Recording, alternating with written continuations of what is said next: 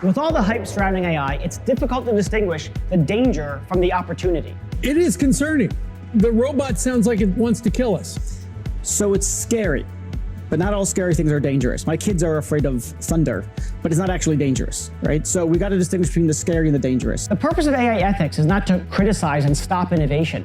The whole point of it is to enable innovation by making sure that we use AI in a way that's compatible with our standards. To be clear, a tremendous amount of amazing innovation to be done, great benefits, but we have to be able to hold in our mind both the thought that we can do tremendously good things and we can accidentally do really horrible things. One of the biggest issues within AI ethics is how do you marry these big ideas around fairness, respecting privacy, and transparency and accountability to actual business operations? As a former philosophy professor, I understand the theoretical underpinnings of these big issues. As the founder of an AI ethical risk consultancy, I understand how to integrate those things into business operations. So we're going to take each one of your values and we're going to translate it into process and practice.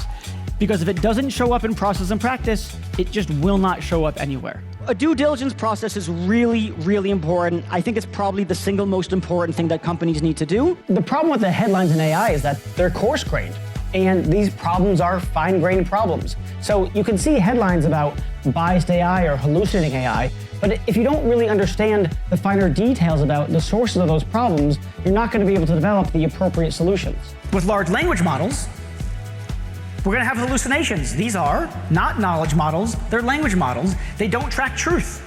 They're just trying to come up with a set of words that are coherent. But you could have perfect coherence and a complete disconnect from reality. Right? We probably all know some people who have bizarre views that are internally consistent, but they don't seem to really touch reality in any way. That's what LLMs are.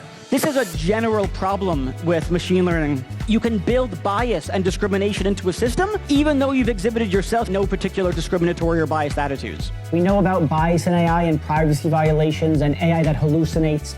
But then we have to think about how do we translate those risks into each and every industry? What does AI hallucinations in healthcare versus financial services versus national security look like? Let's take it up a notch. AI-generated drugs. This is a little more controversial. It still has to go through all of the hurdles that any medical researcher needs to go through in order to get clearance from the FDA. The problem is not, I don't think, there's going to be this deep fake that goes viral, that has this massive influence, that changes the election. I don't think that's the way it really works. It's more the aggregate of disinformation. It's constant feed of fake news, disinformation, misinformation that I think will cause the change. So I don't think that we should be looking out for the avalanche that just destroys everything. I think it's more erosion that takes place over days, months, years, as opposed to the big traumatic event. As the founder of an AI ethical risk consultancy, I tend to focus on the risks of AI.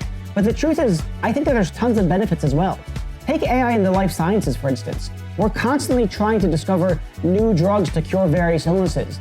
And with AI, we can actually massively speed up that process. Some people just don't have access to a therapist, right? They just don't have the resources for it. Yeah. And so it could be a good, maybe, I don't know, I think more testing has to be done. It could be a good solution for those people who lack the financial resources to pay a therapist on a weekly basis. We've all seen people engaging in AI hype.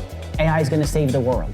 We've also seen people engaged in deep AI cynicism. The AI is going to cause the sky to fall. I'm neither one of those kinds of people. I'm a pragmatist. I think that AI is here. I think it's here to stay. And I think there are tremendous benefits of AI. Our mission is to make sure that AI is developed in a way that's compatible with our ethical standards.